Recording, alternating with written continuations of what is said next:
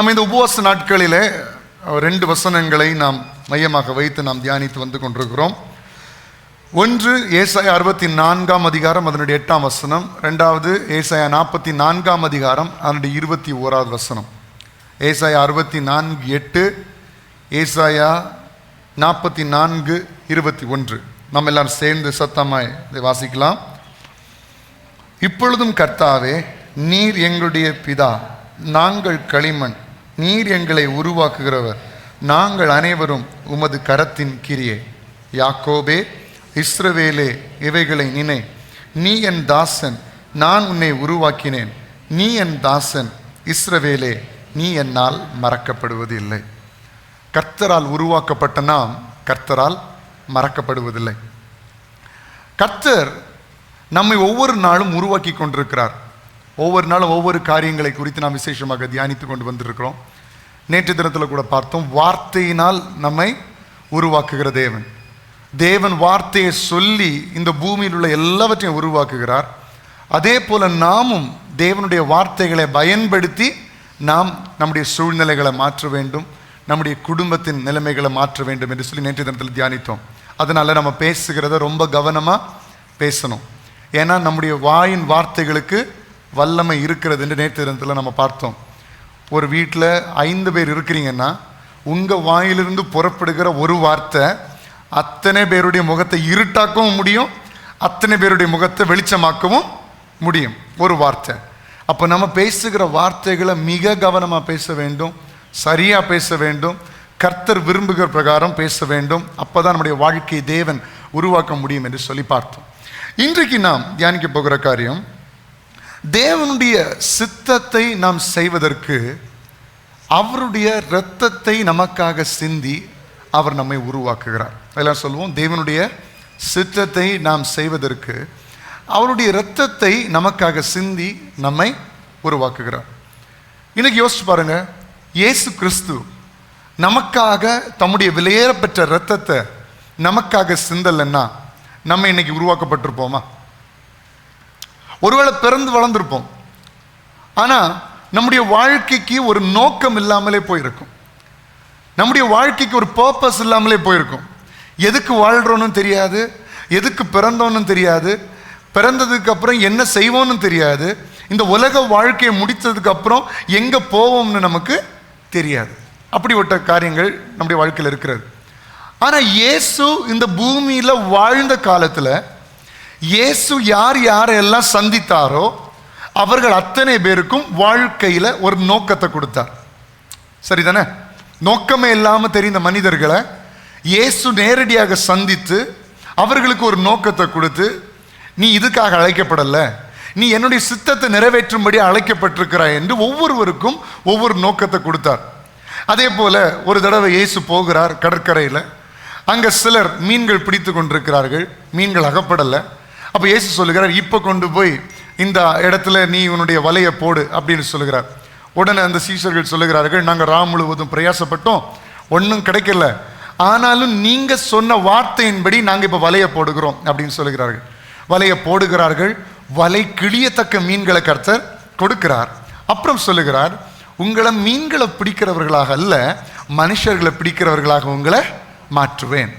அப்போ அவர்கள் ஒரு பர்பஸோட வாழ்ந்துட்டு இருக்கிறாங்க, ஒரு நோக்கத்தோட வாழ்ந்துட்டு இருக்கிறாங்க. கர்த்தர் இயேசு அவர்களிடத்தில் போய், நீங்க இதுக்காக அழைக்கப்படலை, வெறும் இந்த உலக காரியங்களுக்காக அழைக்கப்படலை, வெறும் இந்த பணம் சம்பாதிக்கிறதுக்காக நீங்க அழைக்கப்படலை, உங்க வாழ்க்கை, உங்க ஃபேமிலி, உங்க குடும்பம் ஒரு நல்ல லெவலில் செட்டில் ஆன உடனே இவ்வளவுதான் உங்க நோக்கம் என்று நீங்க நினைச்சிட்டு இருக்கிறீங்க. இல்லை ஆண்டுடைய பிள்ளைகளே, கர்த்தர் உங்களை மேன்மையான நோக்கத்திற்காக அழைத்திருக்கிறார், மேன்மையான நோக்கத்துக்காக அழைத்திருக்கிறார். அப்போ இயேசு இந்த பூமியில வாழ்ந்த போது நேரடியாக ஒவ்வொரு மனிதர்களையும் சந்தித்து ஒவ்வொருடைய நோக்கங்களையும் மாற்றினார். பிசாசு பிடித்திருந்த மனுஷன், அவனுக்கு நோக்கம் என்ன? தன்னுடைய சரீரத்தை தானே காயப்படுத்திட்டு இருக்கணும். கல்லறைகளில் போய் வாசம் பண்ணுகிறான், மலைகளில் போய் இருந்து கூக்குரல் இடுகிறான். அவனை சங்கிலியில கட்டி வச்சாலும் அவனை யாரால் அடைக்க முடியல, ஏன்னா பிசாசினால் அலக்களிக்கப்பட்டு கொண்டிருக்கிறான். இயேசு வருகிறார், அவனுடைய நோக்கத்தை முழுவதுமாய் மாற்றி அவனை புதிய மனுஷனாய் மாற்றுகிறார். அவன் இயேசுவை குறித்து பிரசங்கம் பண்ணினான் என்று வேதம் சொல்லுகிறது. அப்போ இன்றைக்கு கேட்கிற ஆணுடைய பிள்ளையை, இயேசு இந்த பூமியில வாழ்ந்த போதே அப்படி செய்தார்.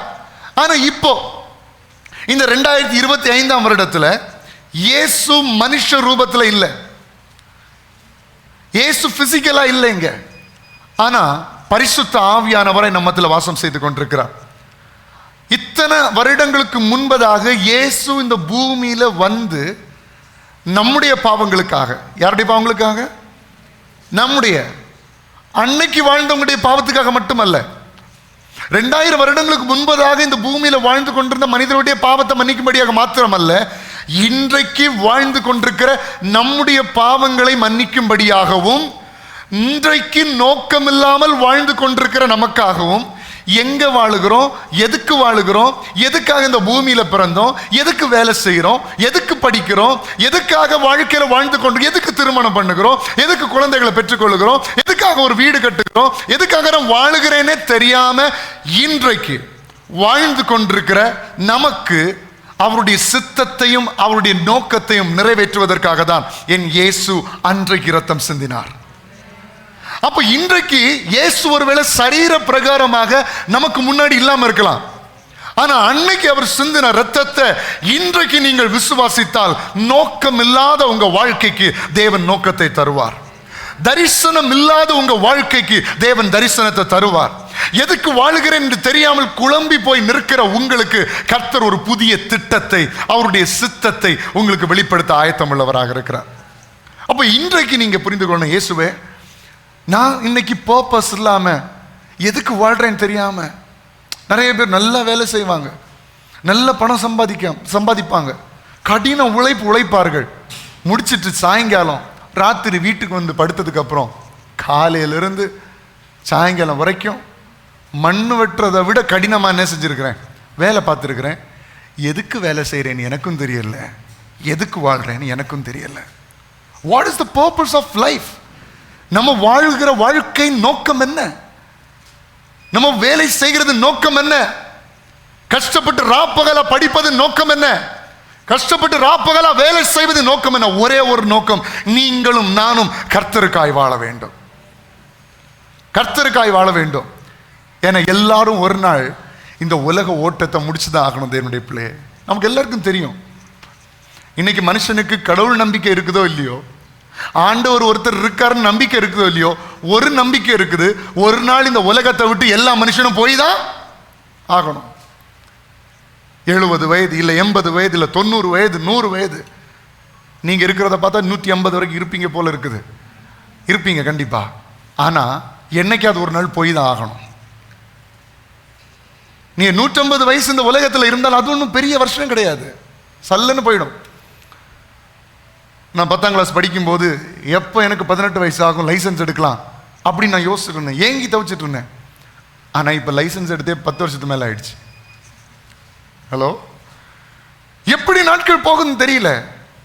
நீங்களும் இப்போ நீங்களாம் யூத்துன்னு நினச்சிட்டு இருப்பீங்க, ஆனால் திடீர்னு ஒரு நாள் ஐயோ 50 வயசு ஆயிடுச்சா, ஐயோ 60 ஆயிடுச்சா, 70 ஆயிடுச்சா, திடீர்னு நமக்கு ரியலைஸ் ஆகும். நல்லா ஓடி சாட்டிருப்பீங்க, திடீர்னு படி ஏறும்போது அங்கே டக்குன்னு ஒரு சத்தம் கேட்கும், அப்போ புரியும் வயசாயிடுச்சு. யாராக இருந்தாலும் வயசாகும், நாட்கள் போகும். நம்ம தகப்பன், நம்முடைய தாய் கடந்து வந்த வருடங்களை நாமும் ஒரு நாள் என்ன செய்வோம், கடப்போம். எல்லாரும் ஒரு நாள் ஒரு முடிவுக்கு போய் தான் ஆகணும், அதில் ஒன்றும் மாற்று கருத்து இல்லை. ஆனால் எப்படி முடிக்க போகிறோங்கிறதுல தான் நம்முடைய வாழ்க்கை இருக்கிறது. பவுல் சொல்லுகிறது போல சொல்ல, நல்ல போராட்டத்தை போராடினேன், என் விசுவாசத்தை காத்து கொண்டேன். எல்லாரும் போல நோக்கம் இல்லாம, வாழ்க்கையில் ஒரு பர்பஸ் இல்லாம நான் ஓடல, ஒரு நோக்கத்தோட ஓடினேன், என் கர்த்தருக்காக ஓடினேன்.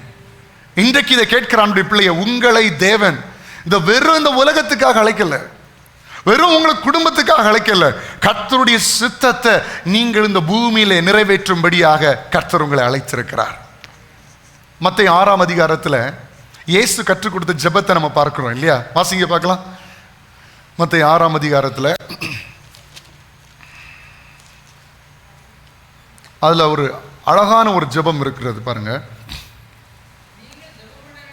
நீங்கள் ஜெபம் பண்ண வேண்டிய விதம். எத்தனாவது வசனத்துல இருந்து? 9 தானே? 6, 9. வாசிங்க. பரமண்டலங்களில் இருக்கிற எங்கள் பிதாவே, உம்முடைய நாமம் பரிசுத்தப்படுவதாக, உம்முடைய ராஜ்யம் வருவதாக. இப்ப எல்லாம் செய்து வாசிங்க. உம்முடைய சித்தம் பரமண்டலங்களில் செய்யப்படுவது போல பூமியிலையும் செய்யப்படுவதா. அப்ப நம்முடைய ஜெபம் எப்படி இருக்கணும்? ஆண்டவரே, உம்முடைய சித்தம் எங்க வாழ்க்கையில நடப்பதாக. எல்லாம் சத்தமா சொல்லுங்க, இயேசுவே. எத்தனை பேர் இந்த ஜெபம் ஜெபிச்சிருக்கிறீங்க? எல்லாருக்கும் இது காணாம தெரியும் தானே? எல்லாரும் காணாம தெரியுமா தெரியாதா? யாருக்கெல்லாம் காணாம தெரியாது? பாருங்க, எல்லாருக்கும் தெரியுது. யார் உண்மையா ஜெபம் பண்ணிக்க? உம்முடைய சித்தம் பரமண்டலங்களிலே செய்யப்படுவது போல பூமியிலையும் செய்யப்படுவதாக. நம்ம எடுத்தோடனே ஜெபம் எப்படி ஜெபிப்போம்? ஆண்டவரே, எனக்கு அது வேணும், இது வேணும், அப்படி வேணும், இப்படி வேணும், எனக்கு அது வேணும், அவனை விட நல்லா இருக்கணும், இவனை விட நல்லா இருக்கணும், அவன் அந்த வாங்கணும், நான் இதை வாங்கணும், அவன் அந்த வீடு கட்டணும், நான் இந்த வீடு கட்டணும், அவன் அந்த காரை வாங்கினா நான் இந்த காரை வாங்கணும். ஃப்ளூவெண்ட்டாக வரும். நம்ம ஆட்களை மாதிரி ஃப்ளூவெண்ட்டாக ஜெபிக்கிறதுக்கு ஆளே கிடையாது. ஃப்ளூவெண்ட்டாக வரும். ஆனால் கர்த்தர் என்ன தெரியுமா சொல்லுகிறாரு? நீ அப்படி ஜெபம் பண்ணாத, கர்த்தருடைய சித்தம் உன் வாழ்க்கையில் நிறைவேற வேண்டும் என்று ஜெபி. ஜெபம் பண்ண வேண்டிய விதம் தானே இங்கே கொடுக்கப்பட்டிருக்கிறது.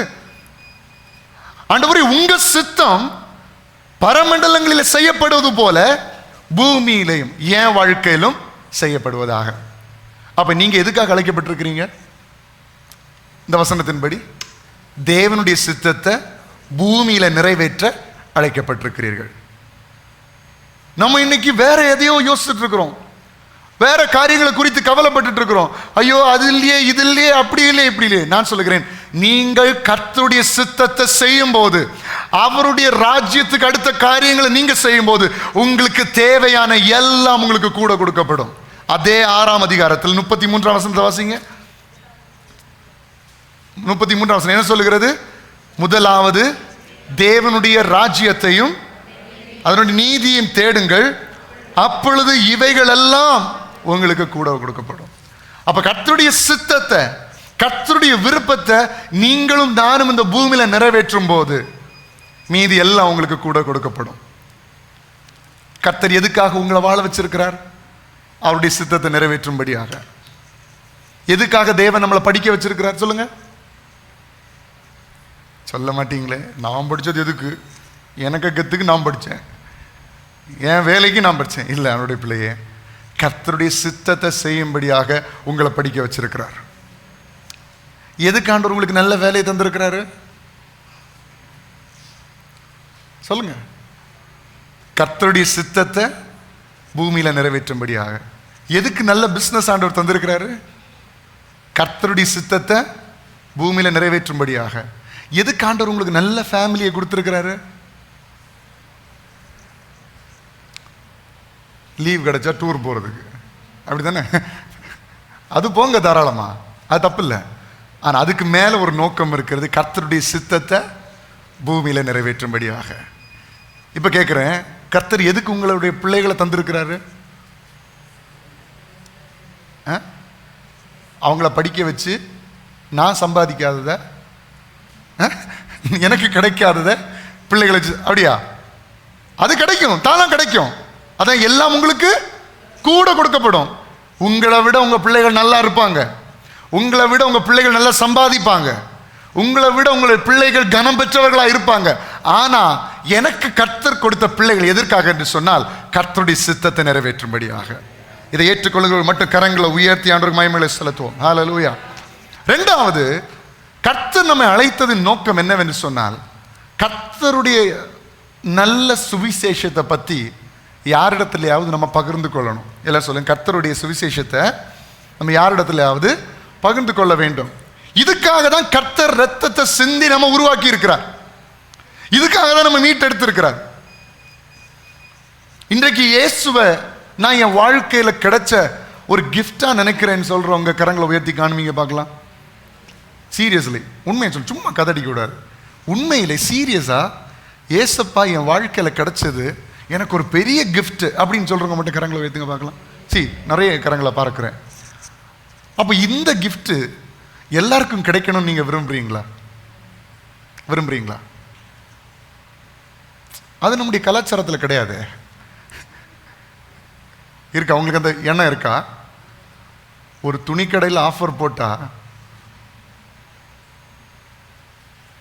ஒரு துணி கடையில் நல்ல ஒரு ஆடி, இப்போ ஆடி தானே, இப்போது ஆடி ஆஃப் முடிஞ்சோ, ஆடி ஆஃபரில் உங்களுக்கு நல்ல துணி ஒரு கடையில் கிடக்குதுன்னா நீங்கள் ஒன்று என்ன செய்வோம், ஃபோன் எடுத்து ஏய் இப்படி பார்த்து இந்த கடையில் அவன் காசு தராமலே நீங்கள் ஃப்ரீயாக விளம்பரம் பண்ணிடுவீங்க. அவனுக்கு எல்லாம் விளம்பரம் பண்ணி அந்த துணிக்கடையில் அப்படி இருக்குது, இந்த துணிக்கடையில் இப்படி இருக்குது, எல்லா டீட்டெயில்ஸும் உங்களுக்கு தெரியும். அதுபோல் நிறைய ஹோட்டல்ஸ் எல்லாம் பெருசாகிறது எப்படி நினைக்கிறீங்க? இவன் ஒருத்தன் போய் சாப்பிட்ருப்பான், சாப்பிட்டுட்டு நல்லா இருந்திருக்கும், உடனே ஃப்ரெண்ட்ஸுக்கெல்லாம் ஃபோன், டேய் அந்த ஹோட்டலில் அந்த சாப்பாடு சூப்பராக இருந்தேன் அப்படின்னு. அடுத்த அவன் போகும்போது நல்லா இருக்காது. இப்படி நிறைய பேர் ஃப்ரீ அட்வர்டைஸ் பண்ணுவாங்க. ஏன்னா நீங்கள் அதில் ஒரு சந்தோஷத்தை அனுபவிச்சிட்டீங்க இல்லையா, நீங்கள் அதில் கொஞ்சம் நன்மை அடைஞ்சிட்டீங்க. அதனால இதை என் நண்பர்கள் என்ன செய்யட்டும், அனுபவிக்கட்டும், இதை ஆஃபரை என்னுடைய நண்பர்கள் பெற்றுக்கொள்ளட்டும், என் ஃபேமிலி மெம்பர்ஸ் பெற்றுக்கொள்ளட்டும் என்று நீங்களாகவே யாரும் சொல்லாமல் தானாக செய்கிறீங்க. இப்போ நான் கேட்குறேன், இயேசு என்கிற ஒரு நல்ல அன்பளிப்பு உங்களுக்கு கிடைச்சிருக்குல்ல, இதை பெற்றுக்கொள்ளும்படியாக எத்தனை பேர் உங்களுடைய நண்பர்களுக்கு சொன்னீர்கள்? உடைய கரங்களை உயர்த்தி காண்பீங்க பார்க்கலாம். நான் கண்ணை மூடிக்கிறேன். இப்பதான் சொன்னீங்க, இயேசு எனக்கு கிடைச்ச ஒரு நல்ல கிஃப்ட், எனக்கு கிடைச்ச பொக்கிஷம். நான் பாவத்தில் இருந்தேன், சாபத்தில் இருந்தேன், அழுக்கு நிறைந்தவனா இருந்தேன். இயேசு என்னை சந்திச்சு, என்னை மீட்டெடுத்து, என்னை ரட்சித்து இன்னைக்கு அவருடைய பிள்ளையா மாற்றி இருக்கிறார். சந்தோஷம் இல்லாமல் இருந்தேன், சமாதானம் இல்லாமல் இருந்தேன், இன்னைக்கு அவரை ஏற்றுக்கொண்டே கர்த்தருக்கு சந்தோஷத்தை தந்திருக்கிறார், நிறைவை தந்திருக்கிறார், எல்லாத்தையும் தந்திருக்கிறார். இந்த சமாதானத்தை, இந்த சந்தோஷத்தை, இதுக்கு மேல சொல்ல போனா இந்த நித்திய ஜீவனை, இந்த உலக வாழ்க்கையில் உள்ள பாவங்களை எல்லாம் வெறுத்து இந்த நித்திய ஜீவனை நான் பெற்றுக்கொண்டேன், என்னுடைய நண்பர்களும் என்னுடைய குடும்பத்தினரும் பெற்றுக்கொள்ள வேண்டும் என்று விரும்பி எத்தனை பேர் இதை பகிர்ந்து கொண்டீர்கள்? நம்ம கேட்கணும், நம்ம இடத்துல கேள்வி கேட்கணும். ஒரு துணி கடைக்கு கொடுக்கிற முக்கியத்துவத்தை ஆண்டவர் கொடுத்திருக்கலாமே. ஒரு கடையில் கொடுக்கிற ஒரு சாப்பாடு, ஒரு நல்ல பரோட்டா, அதுக்கு கொடுக்குற முக்கியத்துவத்தை நீங்கள் ஆண்டவருக்கு கொடுத்து உங்களுடைய நண்பர்களிடத்தில் சொல்லியிருந்தா இதுக்கு முன்னாடி உங்கள் நண்பர்கள் ரட்சிக்கப்பட்டிருப்பாங்கல்ல. இன்னைக்கு அவங்க பாவத்திலிருந்து வெளியே வந்து நல்ல வாழ்க்கையாக மாறி இருப்பாங்கல்ல. ஏன் நம்ம சொல்ல முடியல? இன்றைக்கு இந்த 13வது நாளில் கர்த்தர் உங்களை உருவாக்க விரும்புகிறார். எப்படி என்று சொன்னால் 14வது நாளில் கர்த்தர் உங்களை உருவாக்க விரும்புகிறார். எப்படி என்றால், நீங்கள் கர்த்தருடைய சித்தத்தை செய்யும்படியாக அவர் உங்களை உருவாக்க விரும்புகிறார். அதுக்காகவே உங்களுக்காக தம்முடைய இரத்தத்தை சிந்தி இருக்கிறார். மார்க் 16வது அதிகாரம் அதனுடைய 15ஆம் வசனத்தில் நாம் பார்க்கும்போது வாசிக்கலாம். மார்க் 16வது அதிகாரம் அதனுடைய 15ஆம் வசனத்தில் பார்க்கிறோம்.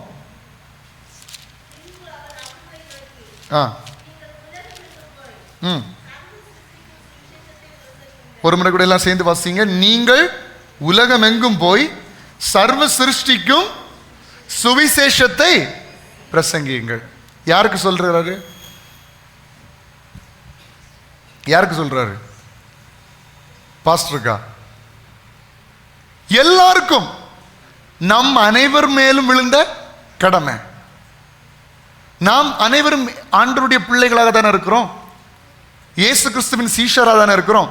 அப்ப நம்ம அத்தனை பேருக்கு தேவன் சொல்கிறார், நீங்க அத்தனை பேரும் உலகம் எங்கும் போய் ஆண்டவருடைய அன்பை பற்றி கொஞ்சமாவது யாரிடத்திலேயாவது சொல்லணும். நீங்க பெற்ற அந்த நன்மையை, நீங்க பெற்ற அந்த சமாதானத்தை மற்றவர்களிடத்துல பகிர்ந்து கொள்ள வேண்டும். மத்தேயு 28வது அதிகாரம் அதனுடைய 19, 20 ஆகிய வசனங்களை வாசிங்க. ஆகையால் நீங்கள் புறப்பட்டு போய் சகல ஜாதிகளையும் சீஷராக்கி பிதா குமாரன் பரிசுத்த ஆவியின் நாமத்தினாலே அவர்களுக்கு ஞானஸ்நானம் கொடுத்து நான் உங்களுக்கு கட்டளையிட்ட யாவையும் அவர்கள் கை கொள்ளும்படி அவர்களுக்கு உபதேசம் பண்ணுங்கள். இதோ உலகத்தின் முடிவு பரியந்தம் சகல நாட்களிலும் நான் உங்களுடனே கூட இருக்கிறேன். எதுக்காக ஆண்டவர் நம்மோடு கூட இருக்கிறாரு? நம்மை ஆண்டவர் சீஷர் ஆக்கினது போல நான் மற்றவர்களையும் கர்த்தருடைய சீஷராய் மாற்ற வேண்டும். மற்றவருடைய நலன் கருதி சிலர் ஒரு குடும்பத்திலிருந்து ஒருவர் வெளிநாட்டுக்கு வேலைக்கு போனா போதும், அவங்க ஒட்டுமொத்த குடும்பத்தில் இருக்கிற நபர்களையும் வெளிநாட்டுக்கு கூட்டிகிட்டு போயிடுவாங்க. பார்த்துருக்கீங்களா அந்த மாதிரி ஆட்களை? ஒரு ஃபேமிலி மொத்தத்தில் வறுமையிலும் கஷ்டத்துலையும் வேதனையும் இருப்பாங்க. ஆனால் ஒரே ஒரு வாலிபர் இல்லை ஒரே ஒரு குடும்பத்தில் உள்ள ஒரு நபர் வெளிநாட்டுக்கு போய் நல்லா சம்பாதிக்க ஆரம்பிச்சிட்டாங்கன்னா அவங்க எப்படியாவது முயற்சி பண்ணி அவங்க குடும்பத்தில் இருக்கிற அத்தனை பேருக்கும் வேலை வாங்கி கொடுப்பாங்க. நான் இந்த மாதிரி ஆட்களை நிறைய பேர் பார்த்துருக்குறேன். ஆனால் சிலர் அப்படி செய்கிறதில்ல. சிலர் குடும்பத்தில் இருக்கிறவங்களுக்கு உதவிகளை செய்கிறதில்ல. சிலர் குடும்பத்தில் இருக்கிறவங்க அடுத்த லெவலுக்கு வரணும்னு அவங்களுக்கு ஹெல்ப் பண்ணுறதில்ல. ஆனால் சிலர் என் குடும்பத்தில் இருக்கிற எல்லாரும் நல்லா இருக்கணும், என் சகோதரர்கள் நல்லா இருக்கணும், என் குடும்பத்தில் இருக்கிற அத்தனை பேரும் நல்ல சம்பளம் பெற்று அவங்க வாழ்க்கை தரம் உயரணும்னு சொல்லி வெளிநாட்டுக்கு போயிட்டாங்கன்னா எப்படியாவது முயற்சி பண்ணி அவங்க வீட்டில் இருக்கிற எல்லாரையும் கூட்டிகிட்டு போவாங்க. வீட்டில் இருக்கிற எல்லா சகோதரர்கள் இல்லை சொந்தக்காரங்க எல்லாரையும் எப்படியாவது கூட்டிகிட்டு போவாங்க. இப்போ இது நமக்கும் அதே போல தான். இப்போ நம்மளை கர்த்தர் சீஷனாய் மாற்றி இருக்கிறார். கர்த்தருடைய வேலை செய்யும்படியாக, கர்த்தரிடத்திலிருந்து நன்மைகளை ஆசீர்வாதங்களை பெறும்படியாக கர்த்தர் நம்மளை மாற்றி இருக்கிறார். அப்போ இப்போ நம்முடைய கடமை என்ன? நாம் பெற்ற இந்த சந்தோஷத்திற்குள்ளாக அநேகர் வரும்படியாக, நம்முடைய குடும்பம் வரும்படியாக, நம்முடைய உறவினர்கள் வரும்படியாக நாம் பிரயாசப்பட வேண்டும். அதை தான் வசனம் சொல்லுகிறது.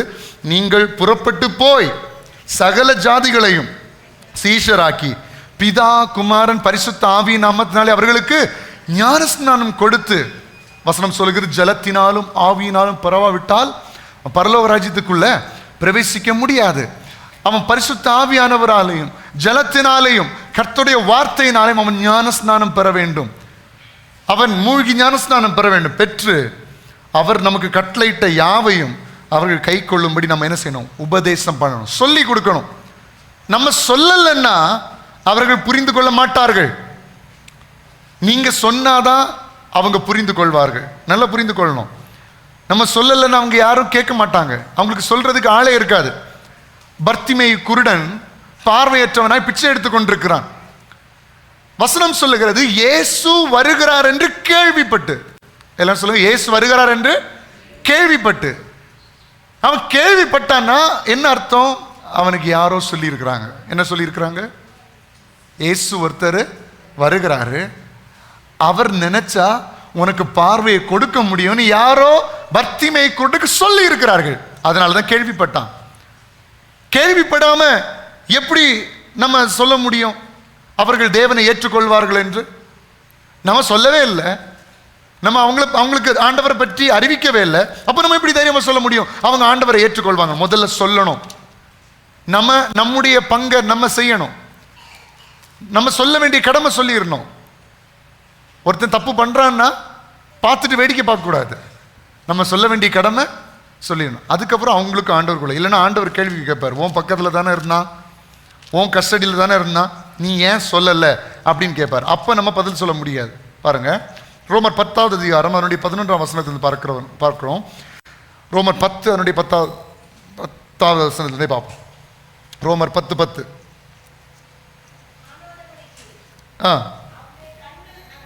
நோ ரோமர் 10:10. நீதி உண்டாக இருதயத்திலே விசுவாசிக்கப்படும், ரட்சிப்புண்டாக வாயினாலே அறிக்கை பண்ணப்படும். என்ன? எப்படி? நீதி உண்டாக இருதயத்தில் விசுவாசிக்கணும், ரட்சிப்புண்டாக வாயினால அறிக்கை செய்யணும். சரியா? இது நமக்கு தெரியும். அடுத்தது, அவரை விசுவாசிக்கிறவன் எவனோ அவன் வெட்கப்படுவதில்லை என்று வேதம் சொல்லுகிறது. யூதன் என்றும் கிரேக்கன் என்றும் வித்தியாசம் இல்லை, எல்லோருக்கும் கர்த்தரானவர் தம்மை தொழுது கொள்ளுகிற யாவருக்கும் ஐஸ்வர்ய சம்பனராக இருக்கிறார். அவரை யாரெல்லாம் தேடுகிறாங்களோ எல்லாருக்கும் கர்த்தர் ஐஸ்வர்ய சம்பனராக இருக்கிறார். எல்லாருக்கும் பதில் கொடுப்பார். அடுத்தது, ஆதலால் கர்த்தருடைய நாமத்தை தொழுது கொள்ளுகிற எவனும் ரட்சிக்கப்படுவான். அவரை விசுவாசிக்கிற எல்லாரும் என்ன செய்வார்கள்? ரட்சிக்கப்படும். இப்ப அடுத்த வாசிங்க. அவரை விசுவாசியாதவர்கள் எப்படி அவரை தொழுது கொள்வார்கள்? அவரை குறித்து கேள்விப்படாதவர்கள், நல்ல கவனிங்க வசனத்தை, அவரை விசுவாசிக்கலைன்னா அவங்க எப்படி ஆண்டவரை தொழுது கொள்வார்கள்? அவரை குறித்து கேள்விப்படாதவர்கள் எப்படி தேவனை விசுவாசிப்பார்கள்? பிரசங்கிக்கிறவன் இல்லாவிட்டால் எப்படி கேள்விப்படுவார்கள்? அப்படின்னா இப்போ கடைசியில் என்னன்னா, சொல்றதுக்கு ஒருத்தர் இல்லைன்னா ஒருத்தன் எப்படி கேட்பான்?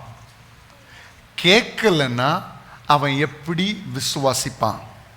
விசுவாசிக்கலன்னா எப்படி தொழுது கொள்வான்? அந்த ஃப்ளோ சார்ட் புரியுதா உங்களுக்கு? ஒருத்தன் பிரசங்கிக்கணும், அதை கேட்கணும், அதை விசுவாசிக்கணும், அப்போ அவர்கள் தேவனை தொழுது கொள்வார்கள். தொழுது கொள்ளும் போது தேவன் ரட்சிப்பார்.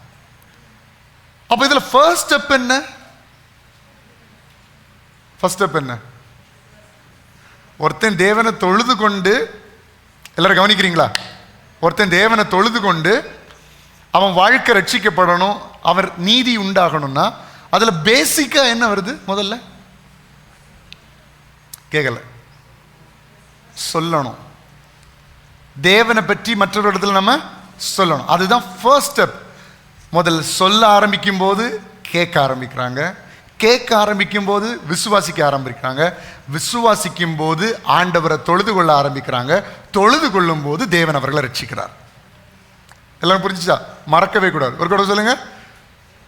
கேட்கும் போது விசுவாசிக்கிறார்கள், விசுவாசிக்கும் போது தொழுது கொள்ளுகிறார்கள், தொழுது கொள்ளும் போது ரட்சிக்கப்படுகிறார்கள். சரிங்களா? இப்ப பாருங்க, இல்லாவிட்டால் எப்படி கேள்விப்படுவார்கள்? 15ஆம் வசனம், அனுப்பப்படாவிட்டால் எப்படி பிரசங்கிப்பார்கள்?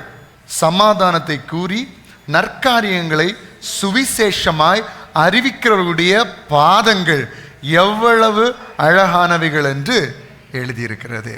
ஹல்லேலூயா. பழைய நாட்களில் காடு மேடு என்று சொல்லி வெறுங்காலில் நடந்து என்ன செய்வார்கள்? ஊழியம் செய்வார்கள். ஆண்டவரை பற்றி தெரியாத இடங்களுக்கெல்லாம் போய் கர்த்தருடைய ஊழியத்தை செய்வாங்க. அவங்க கால்கள் அழகா இருக்குமா? அழகா இருக்குமா அவங்க கால்கள்? கல்லுகளை அந்த கால்கள் மிதிக்கிறது, மண்களை அந்த கால்கள் மிதிக்கிறது, வழியில் இருக்கிற அழுக்க எல்லாம் மிதித்து மிதித்து நாடு நாடாக காட்டு பகுதி போன்ற இடங்களில் எல்லாம் அநேக ஊழியக்காரர்கள், மிஷனரிகள் தியாகத்தோடு வெறுங்காலிலே காயங்களோடு நடந்து போயிருக்கிறார்கள். அந்த பாதங்கள் மனுஷன் பார்க்கும்போது அழகா இருக்குமா? அழுக்கா இருக்கும், அசிங்கமா இருக்கும். ஆனா கர்த்தர் சொல்லுகிறார், அந்த பாதங்கள் எவ்வளவு அழகானவைகள். ஏன் அந்த கால்கள் அழகானதுன்னா, ஒரு மனுஷனை உருவாக்கும்படியாக அந்த கால்கள் பயணம் செய்திருக்கிறது. கர்த்தரை பற்றி மற்றவர்களுக்கு பிரசங்கிக்கும்படியாய் அந்த கால்கள் பயணம் செய்திருக்கிறது. அந்த கால்கள் எவ்வளவு அழகா இருக்குது. ஒருத்தனை உருவாக்கக்கூடிய கால்கள், ஒருத்தனை கர்த்தரிடத்துல கொண்டு வரக்கூடிய கால்கள். நான் இந்த உபவாச கூட்டத்தில் கூட சொன்னேன் இல்லையா உங்களிடத்துல, ஒரு தாய் ஒரு மகனை எப்படி உருவாக்கி எடுக்கிறார்கள். ஒரு IAS பாஸ் பண்ண அந்த மனிதனை பற்றி நான் உங்களுக்கு சொன்னேன். மிகவும் ஏழ்மையான குடும்பத்தில் பிறந்து வளர்ந்த அந்த மகன் தாயினுடைய ஒரு நல்ல முயற்சியினால IAS பாஸ் பண்ணி பெரிய ஆளாயிட்டார். இப்போ நிருபர்களும் சரி அதிகாரிகளும் சரி ஒரு பெரிய ப்ரெஸ் மீட்டில், ஓப்பன் ஸ்டேஜில் ஒரு பெரிய ப்ரெஸ் மீட் நடக்கிறது. நிறைய கேள்விகள் ஓப்பன் ஸ்டேஜில் கேட்குறாங்க. அப்போ அந்த IAS ஆஃபீஸர்கிட்ட கேட்குறாங்க, ஐயா நீங்கள் இவ்வளோ ஏழ்மையான குடும்பத்தில் பிறந்து ஒரு வீடு தங்குறதுக்கு ஒரு நல்ல வீடு கூட இல்லை, நல்ல வசதி இல்லை, படிப்புறதுக்கு நல்ல வசதி இல்லை, ஆனால் இப்படிப்பட்ட ஏழ்மையான குடும்பத்தில் பிறந்து வளர்ந்த நீங்கள் எப்படி இப்படி ஒரு IAS ஆஃபீஸராக மாற்றப்பட்டீங்கன்னு கேட்குறாங்க. அப்போது அவர் ஸ்டேஜில் அந்த கீழே இறங்கி அந்த தாயை, அவருடைய தாயை கூட்டிகிட்டு மேலே வந்து அந்த தாயினுடைய கரங்களை இப்படி காமிச்சாராம். எல்லாரும் கேமராவில் ஃபோக்கஸ் பண்ணுறாங்க. அந்த கைகள் அசிங்கமாக இருந்தது, அழுக்காக இருந்தது, நிறைய காய்ப்புகள் அங்கெங்கே பிடித்திருந்தது. ஒரு பெண்களுடைய கைகளை போல சாஃப்டான கைகள் அல்ல, மிகவும் கட்டியான சதையுடைய கைகளாக இருந்தது. அங்கே எங்கேயா கீறல்கள், அங்கெங்கே அழுக்குகள், நகங்கள் எல்லாம் கரை பிடித்து மிக அசிங்கமா இருந்தது. இந்த கைகளை காட்டி சொன்னா, இந்த அசிங்கம்தான் என்னுடைய வெற்றிக்கு காரணம். இந்த கரங்கள் தான், இந்த தாயினுடைய கரங்கள் தான் இன்றைக்கு நான் IAS ஆபீசரா நிற்கிறதுக்கு காரணம் என்று சொன்னார்களாம். என்ன காரணம் தெரியுமா? இந்த தாய் ஒரு நாளைக்கு எத்தனையோ வீடுகளுக்கு போய், எத்தனையோ வீட்டை கிளீன் பண்ணி, எத்தனையோ பேருடைய பாத்திரங்களை கழுவி, எத்தனையோ பேருடைய துணிகள் எல்லாம் துவைச்சு, வீடெல்லாம் தூத்து தொடச்சு கழுவி, ஒவ்வொரு நாளும் சம்பாதித்து இந்த தாயும் சாப்பிட்டார்கள், அந்த பிள்ளைக்கும் ஆகாரம் கொடுத்தார்கள். ஆகாரம் கொடுத்து அவனுக்கு படிக்க வச்சு அவனை என்கரேஜ் பண்ணி அவனை உயர்த்தினார்கள். அப்போ இந்த கை ஒரு மனுஷன் பார்த்து அசிங்கமா இருக்கும், ஆனா உண்மையான ஒரு மகன் பார்த்தா அந்த கை அசிங்கமா இருக்காது. என் வாழ்க்கையில நான் பார்த்த அழகான கைகள் இதுதான்.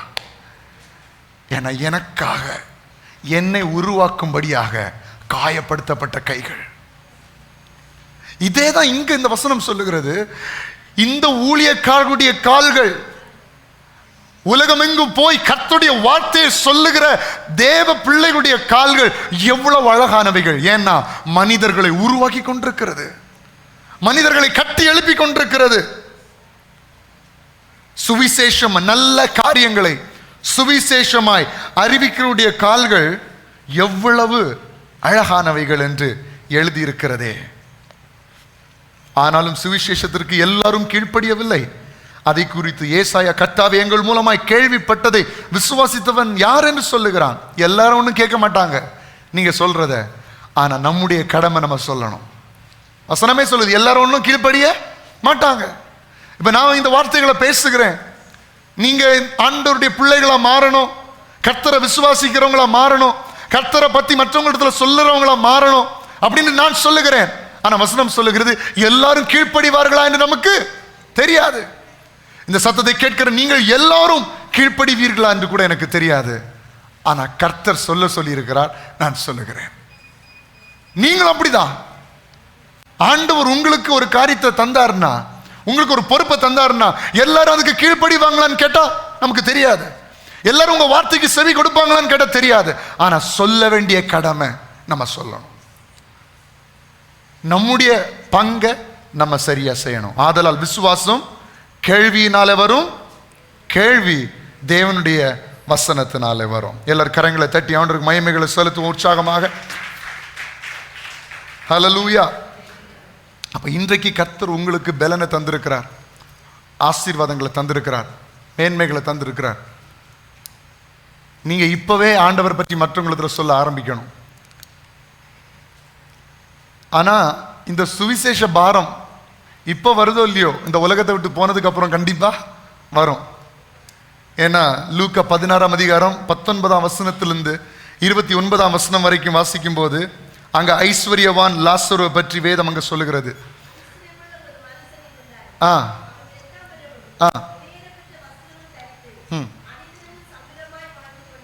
ஆமா, இந்த காரியங்களை பார்க்கும்போது ஒரு ஐஸ்வர்யன் எப்படிப்பட்டவனா இருக்கிறாரு, ரொம்ப ரிச்சா இருக்கிறாரு.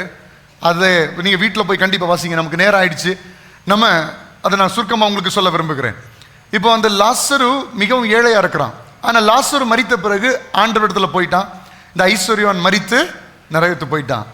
அந்த நரகத்தில் இருக்கும்போது ஐஸ்வர்யவானுக்கு எண்ணம் வருது, ஐயோ என் சகோதரர்கள் எப்படி இருக்கிறாங்க, ஆண்டவர் அறியாம சுற்றிட்டு இருக்கிறாங்க, எப்படியாவது அவங்கள ரட்சிக்கணும் அப்படின்னு. அப்போ மேல இந்த சத்தம் வருது, அவங்கள ரட்சிக்கிறதுக்கு, அவங்களுக்கு சுவிசேஷம் அறிவிக்கிறதுக்கு வேற ஆட்கள் அங்க இருக்கிறாங்க, அதை கேட்டு வந்தா போதும். இந்த சுவிசேஷ பாரம் ஐஸ்வர்யவான் உயிரோடு இருக்கும்போது அவருக்கு இல்லை. உயிரோடு இருக்கும்போது, பலமா இருக்கும்போது இந்த எண்ணங்கள் நமக்கு இல்லாமல் போகலாம். இன்றைக்கு உணர்வடைங்கள் ஆண்டவருடைய பிள்ளையே, நாம கர்த்தருக்குள்ள வந்துட்டோம், நம்ம கர்த்தரை ஆராதிக்கிறோம். நம்மை போல நம்முடைய குடும்பம் அத்தனை பேரும், நம்முடைய வாழ்க்கையில் இருக்கிற அத்தனை பேரும் கர்த்தரை ஏற்றுக்கொள்ள வேண்டும். இதுக்காக தான் கர்த்தர் தம்முடைய ரத்தத்தை சிந்தினார். ரத்தத்தை சிந்தி இன்னைக்கு நம்ம மீட்டெடுத்து அவருடைய வேலையை செய்யும்படியாக நம்மை உருவாக்கி கொண்டிருக்கிறார்.